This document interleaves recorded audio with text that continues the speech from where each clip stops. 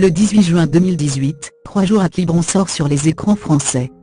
Ce film d'Emilie Attal dresse le portrait d'une Romy Schneider alcoolique, fragile et malheureuse lors d'un séjour en Bretagne en 1981.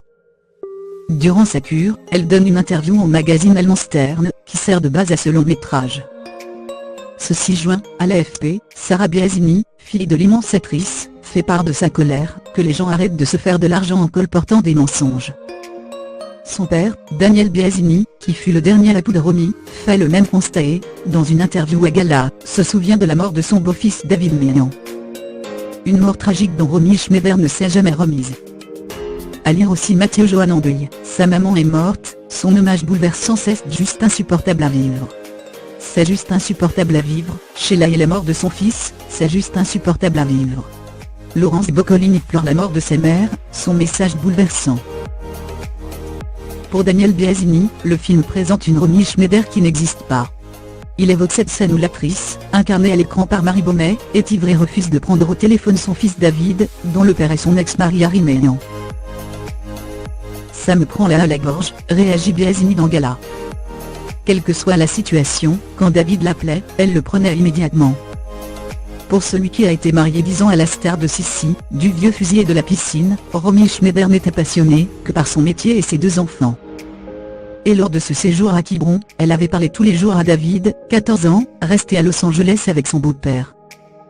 Son père, metteur en scène et acteur allemand, était mort 2 ans plus tôt.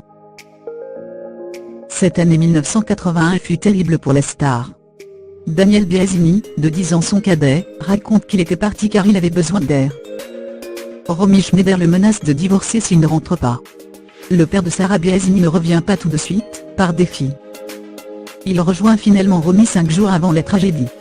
Le 5 juillet 1981, David Meillan escalade le portail de la maison des parents de son beau-père à Saint-Germain-en-Laye. Il perd l'équilibre, se perfore l'artère fémorale sur les pieds de la grille et meurt dans la foulée.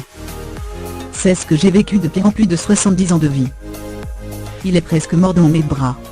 Pendant 6 mois, je ne suis pas sorti. Vous vous réveillez en y pensant. C'est un moment terrible, se souvient Daniel Biasini. Pour ne rien arranger, des photographes se déguisent en infirmières pour photographier l'enfant sur son lit de mort. Romy Schneider dénonce cette absence de morale et de tact, quelques mois plus tard, lors d'une interview avec Michel Drucker. Elle implore qu'on me laisse tranquille. En coulisses, elle a divorcé de Daniel Biasini, mais le couple fait front pour sa fille, Sarah, 4 ans à peine à la mort de son frère. Se voir était compliqué car c'était à la fois un plaisir et, en même temps, ça nous ramenait à ce vide. On n'était plus 4, mais 3, c'était insupportable, affirme Biasini qui prenait grand soin de David. Ce 6 juin dans Gala, Daniel Biasini apporte tout son soutien à sa fille Sarah contre le film 3 jours à Quiberon, qui selon eux n'est absolument pas un biopic. Ma fille a 40 ans aujourd'hui, croyez-vous que si tout ceci était vrai, elle ne serait pas capable de l'entendre? Si Romy avait été alcoolique, je le lui aurais dit. Il n'y a rien de honteux à ça. Je n'ai jamais menti à Sarah. Le long métrage dresse pourtant ce portrait de la star. J'ai été très choquée surtout parce que je pense que les gens qui vont aller voir ce film, ne verront pas un film sur ma mère.